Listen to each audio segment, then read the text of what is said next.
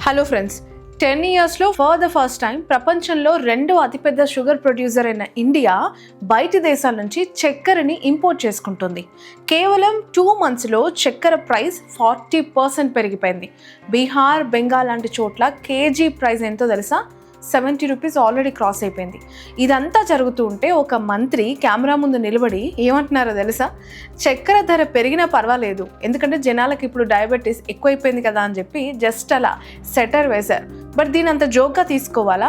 రియలిస్టిక్గా ఏం జరుగుతున్నాయో ఒకసారి ఖచ్చితంగా తెలుసుకోవాల్సిన అవసరం ఉంది. ఈ వీడియో చివరి వరకు చూస్తే మీకు కొన్ని విషయాల్లో చాలా క్లారిటీస్ రాబోతున్నాయి. ఒకటి, అసలు చక్కెర షార్టేజ్ ఇండియాకి ఎందుకు వచ్చింది? ఎప్పుడూ లేని కొరత ఈ ఇయర్ ఎందుకు కనిపిస్తుంది? వెదర్ చేంజెస్ వలన, లేదా మన కేంద్ర ప్రభుత్వం తీసుకొచ్చిన కొత్త పాలసీస్ వలన? ఇక ఫెస్టివల్ సీజన్ ఇప్పుడు, సో మీ జేబునిది ఎంతలాగా హిట్ చేయబోతుందో కూడా మనం తెలుసుకోవాలి. ఇక ఆ మంత్రి చేసిన జోక్ వెనక రియాలిటీ ఏంటి? రియలిస్టిక్గా జరిగిన నేషనల్ వైడ్ షుగర్ క్రైసిస్కి అంటే ప్రైస్ హైక్కి ఇష్యూస్ ఏంటి? ఇవన్నీ కూడా ఇవాల్టి శ్రావణీస్ పాయింట్ ఆఫ్ వ్యూలో మనం డిస్కస్ చేయబోతున్నాం. Let's get in to that. August 21, 2026 finance ministry ఒక నోటిఫికేషన్ విడుదల చేసింది. ఏంటి? నోటిఫికేషన్ 30. సో ఇక్కడ 10 లక్షల మెట్రిక్ టన్స్ ఆఫ్ రా షుగర్ని డ్యూటీ ఫ్రీగా అంటే 0 టారిఫ్తో అక్టోబర్ 31 వరకు ఇంపోర్ట్ చేసుకోవచ్చు. దీన్ని టెక్నికల్గా టారిఫ్ రేట్ కోటా అంటారు. TRQ అంటే ఒక సర్టెన్ లిమిట్ వరకు ఏ ట్యాక్స్ లేకుండా ఇంపోర్ట్ చేసుకోవచ్చు దీని కింద. సో ఈ లిమిట్ క్రాస్ అయితే మళ్ళీ పాత 100% డ్యూటీ ఇక్కడ వర్తిస్తుంది. ఇప్పుడు ఇదెందుకు షాకింగ్ అంటే, ఇండియా నార్మల్గా సెల్ఫ్ సఫిషియెంట్ ఎందులో? షుగర్లో, షుగర్ కేన్స్లో.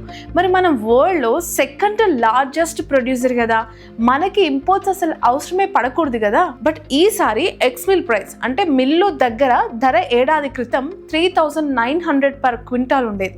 ఇప్పుడు 5,400 నుంచి 5,500కి చేరుకుంది. రీటైల్లో నేషనల్ యావరేజ్ ₹52.30 ఒక కిలోకి. ఏడాది క్రితంతో పోలిస్తే 13% ఇది ఇంక్రీజ్ అయిపోయింది. బట్ ఇది నేషనల్ యావరేజ్ మాత్రమే.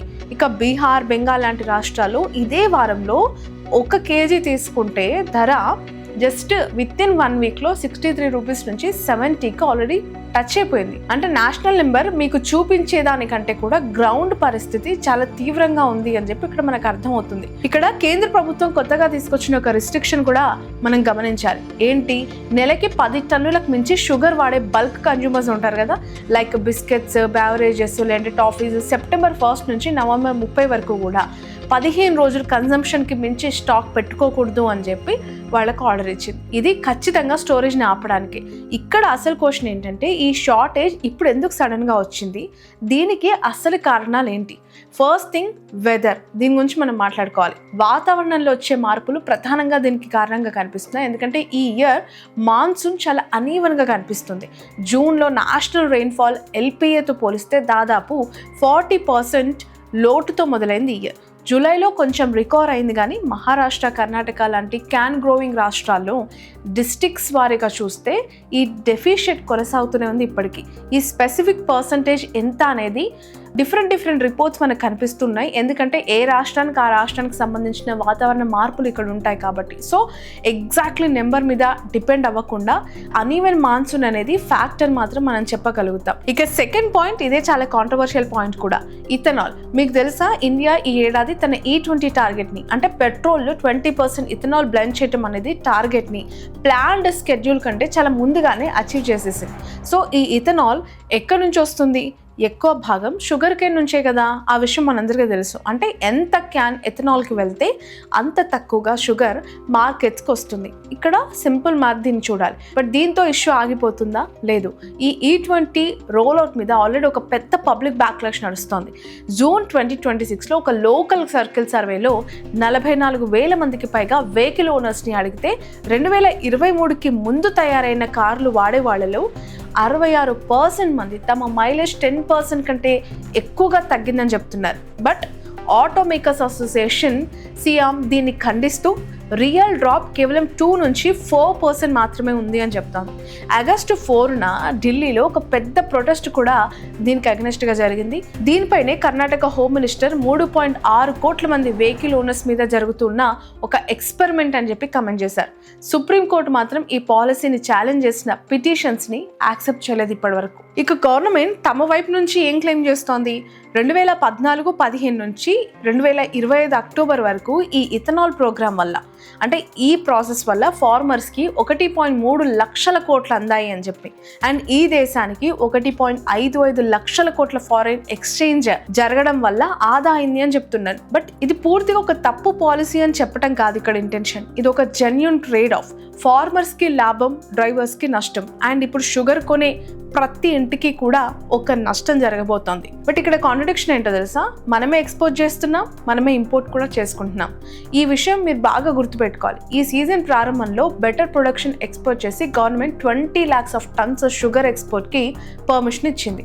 ఆ పర్మిషన్తో దాదాపు 8 లక్షల టన్నులు ఆల్రెడీ ఎక్స్పోర్ట్ కూడా అయిపోయాయి. బట్ మే 2026 నాటికి గవర్నమెంట్ ఆ ఎక్స్పోర్ట్స్ని పూర్తిగా ఆపేసింది. సో 3 monthsలోనే ఇదే గవర్నమెంట్ అదే ప్రోడక్ట్ మీద ఎక్స్పోర్ట్ హాల్ట్ నుంచి డ్యూటీ ఫ్రీ ఇంపోర్ట్కి మారిపోయింది. ఇది ప్లానింగ్ ఫెయిల్యూర్ అనా లేదా అనుకోని వెదర్ షాక్ అని చెప్పాలా? డిసైడ్ చేయాల్సింది మీరే, ఒపీనియన్ షేర్ చేయాల్సింది కూడా మీరే. బట్ ఇక్కడ ఒక ఫ్యాక్ట్ మాత్రం క్లియర్గా మాట్లాడారు. ఈ ఫ్లిప్ ఫ్లాప్ మధ్యలో నష్టపోయేది ఖచ్చితంగా కామన్ పబ్లిక్. డైరెక్ట్గా వాళ్ళ జేబులకి చిల్లు పడే అవకాశం ఉంది. ఎందుకు అనంటే షుగర్ మీద డిపెండ్ అయిన అనేక బిజినెసెస్ వాళ్ళు దీనివల్ల ఖచ్చితంగా లాస్ అవబోతూ ఉన్నారు. షుగర్ కన్సంప్షన్ చేసే ప్రతి ఒక్కరికి దీని ఎఫెక్ట్ ఖచ్చితంగా కనిపించబోతోంది. అక్టోబర్ 1న కొత్త షుగర్ సీజన్ మొదలు కాబోతోంది. ఇండస్ట్రీ ఎస్టిమేట్స్ ప్రకారం ఈసారి ఓపెనింగ్ స్టాక్ 40 నుంచి 42 lakhs of tons ఉండొచ్చు. బట్ కొంతమంది అనలిస్టులు దీన్ని 32 to 35 lakhs of tonsకే పరిమితం చేస్తున్నారు. ఏ నెంబర్ తీసుకున్నా, ఏ ఫిగర్ చెప్పినా ఇది నార్మల్గా అవసరమైన 50 lakhs tons కంటే ఖచ్చితంగా తక్కువే. అంటే ఫెస్టివల్ సీజన్ మొదలయ్యే నాటికి ఇది ఇంకా పెరగవచ్చు. సో దేశం దగ్గర బఫర్ స్టాక్ గత దశాబ్దంలో ఎన్నడూ లేనంతగా ఇప్పుడు తక్కువగా ఉంది. ఇంకా తక్కువయ్యే అవకాశం ఎక్కువ కనిపిస్తుంది. సో మరో ఇంట్రెస్టింగ్ విషయం ఏంటో తెలుసా? ఇండియా ఒక్కటే కాదు ఇక్కడ స్ట్రగుల్ అవుతుంది. ఈ లిస్ట్లో చాలా కంట్రీస్ ఉన్నాయి. అందులో వరల్డ్లోనే నెంబర్ 1 ప్రొడ్యూసర్ అయిన బ్రెజిల్ కూడా జూన్లో తన అవుట్పుట్ 15% తగ్గిందని చెప్పింది. సో హెవీ రెయిన్స్ వల్ల ఇది ఇక్కడ తగ్గింది. అండ్ బ్రెజిల్ కూడా తన కేన్లో దాదాపు 58% ఇప్పుడు ఇథనాల్కి డైవర్ట్ చేస్తుంది. తన సొంత ఇథనాల్ బ్లెండ్ని 32%కి పెంచింది. సో ఇండియా, బ్రెజిల్ 2 దేశాల్లోనూ ఒకే ప్యాటర్న్ కనిపిస్తోంది. ఇక్కడ షుగర్ కంటే ఇథనాల్కే ప్రయారిటీ ఉంది. సో దీని రిజల్ట్ ఏంటి? న్యూయార్క్లో రా షుగర్ ఫ్యూచర్స్ ఆగస్టు 18 నాటికి 16.87 cents per poundకు చేరుకున్నాయి. సో గత ఇయర్లో ఇది చాలా హైయెస్ట్. 4 weeksలోనే 14% ఇంక్రీజ్ అయింది. సో ఇండియా ఇంపోర్ట్స్ అనౌన్స్ చేయగానే ఆ గ్లోబల్ ప్రైస్ మరింత పైకి దూసుకెళ్ళింది. అంటే మనం ఎంత ఎక్కువగా కొనాలి అంటే ప్రపంచ ధర కూడా అంతే పైకి వెళ్తుంది. ఇది ఒక సైకిల్ లాగా తిరుగుతూ ఉంది. షుగర్కి సంబంధించి ఈ స్థాయిలో ఎంత జరుగుతూ ఉంటే బీహార్లో rural development minister Shravan Kumar విలేకరుల ప్రెస్ మీట్లోనే షుగర్ ప్రైస్ 65 నుంచి 70కి ఎందుకు చేరింది అని క్వశ్చన్ చేస్తే ఆయన ఇచ్చిన ఆన్సర్ ఏంటో తెలుసా? ఇప్పుడు జనాలు తక్కువగా స్వీట్స్ తింటున్నారని చెప్పి చాలా మందికి డయాబెటీస్ ఉంది. సో ఈ ప్రైస్ రైజ్ అయితే పెద్ద తేడా చేయదు కాబట్టి అని చెప్పి ఆయన ఒక ఆన్సర్ ఇచ్చారు. ऐसे भी चीनी लोग कम खा रहे हैं. लोग सबको तो आजकल बीमारी हो गया, मिठाई उठाई कम खाते हैं. आजकल तो सब डायबिटीज के शिकार हो रहे हैं. तो मैं समझता हूँ कि चीनी के दाम के बढ़ोतरी से कोई फर्क पड़ने वाला नहीं.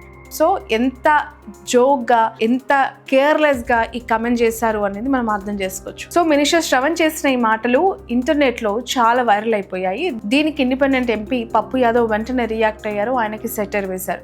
ఇంకొక మంత్రి దీని గురించి ఏం కమెంట్ చేశారో తెలుసా? విజయ్ కుమార్ సింహ దీనికి పూర్తిగా వ్యతిరేకంగా ప్రైస్ రైజ్ మీద ఇన్వెస్టిగేషన్ జరగాలి, చాలా డీప్గా విచారణ చెయ్యాలి అని చెప్పి. అంటే ఒకే ప్రభుత్వంలో 2 మంత్రులు 2 వేర్వేరు స్టేట్మెంట్స్ ఇచ్చారు. ఒకరు పర్వాలేదు డయాబెటీస్ ఉంది కదా అంటే ఇంకొకరు ఇది సీరియస్గా చూడాలి అంటున్నారు, చర్చ జరగాలి అంటున్నారు. అసలు ఈ కన్ఫ్యూషన్ ఏంటి? ఇది విన్న తర్వాత కామన్ మ్యాన్కి అసలు ఏది నిజమో ఏది అబద్ధమో కూడా తెలియని పరిస్థితి. ఎవరి మాట నమ్మాలి అనేది కూడా అర్థం కాదు. సో ఫ్రెండ్స్, ఒకసారి థింక్ చేయండి. ఆగస్టు నుంచి నవంబర్ వరకు ఇండియాలో ఫెస్టివల్ సీజన్ కదా, గణేష్ చతుర్థి, దసరా, తర్వాత దీపావళి, సంక్రాంతి, ఇలా ప్రతి ఇంట్లో స్వీట్స్ అనేవి కంపల్సరీగా చేస్తూ ఉంటారు. షుగర్ కన్జంప్షన్ జరుగుతూ ఉంటుంది. అండ్ ప్రతి పండగకి స్వీట్ అనేది ఒక ట్రెడిషన్గా కంటిన్యూ అవుతుంది తెలుగింట్లో. సో మీ ఇంట్లో మీ అమ్మ ప్రతి ఏడాది చేసే లడ్డు లేదంటే మీరు కొనే హల్వా ఈసారి అదే అమౌంట్కి 40% ఎక్కువ పే చేయాల్సి రావచ్చు కూడా. దానికి సిద్ధంగా ఉండండి. ఇది కేవలం మీ ఒక్కరి ప్రాబ్లమా? కాదు. వీధిలో ఉన్న చిన్న స్వీట్ షాప్ యజమానికి, ప్రతి టీ స్టాల్ నడుపుతున్న వ్యక్తికి, ప్రతి బేకరీ కొనసాగించే వాళ్ళకి డైరెక్ట్ హిట్ అవ్వబోయే అంశం. సో వాళ్ళకి ఇది డయాబెటీస్ ఉంది కదా అని చెప్పి సైడ్ లైన్ చేసే ఛాన్స్ అయితే లేదు. అలాంటి విషయము కాదు. సో వాళ్ళ నెల ఖర్చు మీద డైరెక్ట్ ఎఫెక్ట్, ఇంపాక్ట్ చూపించే థింగ్ ఇది. Finally coming to Sravani's point of view, ఇది ఎవరో ఒకరే విలన్ అనే సింపుల్ స్టోరీ అయితే కాదు. ఇథనాల్ పాలసీ వల్ల ఫార్మర్స్కి, ఫారెక్స్కి నిజంగా లాభం ఉంది. అండ్ ఆ పాయింట్లో గవర్నమెంట్ చెప్పేది నిజం. బట్ ఇక్కడ ఆ పాలసీని అమలు చేసేటప్పుడు దేశం దగ్గర షుగర్ బఫర్ స్టాక్ ఎంత ఉండాలో సరిగ్గా ప్లాన్ చేయకపోవటం, దాని ఫలితమే ఇప్పుడు మనం చూస్తున్న ఈ ప్రైస్ షాక్. వెదర్ ఒక రీజన్, కానీ వెదర్ని ఎప్పుడు కంట్రోల్ చేయలేం, ప్లానింగ్ని చేయగలం. అండ్ ఈ ప్లానింగ్ గ్యాప్ ధర రూపంలో కామన్ మనిషి జేబు మీద పడుతూ ఉంటే ఒక మంత్రి దాన్ని డయాబెటిక్స్ జోక్గా మార్చడం అనేది సరైన అకౌంటబిలిటీ కాదు అనేది నా పాయింట్ ఆఫ్ వ్యూ. సో మీ ఇంట్లో ఇప్పటికే షుగర్ ధర పెరిగినట్లు మీకు అనిపించిందా? ఈ దీపావళికి మీ స్వీట్స్ బడ్జెట్ మారబోతుంది అనుకుంటున్నారా? Let's comment in comments box. And ఇలాంటి పాలసీ స్టోరీస్ అండ్ ఎవరు చెప్పని ఒక డిఫరెంట్ కాన్సెప్ట్స్తో ఎవ్రీడే నా వీడియోస్ మీ దగ్గరికి వస్తూ ఉంటాయి. అండ్ చూస్తూ ఉన్న వీడియోకి హైప్ ఇవ్వడం మాత్రం మర్చిపోవద్దు. అండ్ సబ్స్క్రైబ్ చేసి మరికొంతమంది సబ్స్క్రైబ్ చేసేలాగా ఈ వీడియోని షేర్ చేస్తారు అని చెప్పి నేను కోరుకుంటున్నాను. మరొక వీడియోతో మళ్ళీ కలుద్దాం.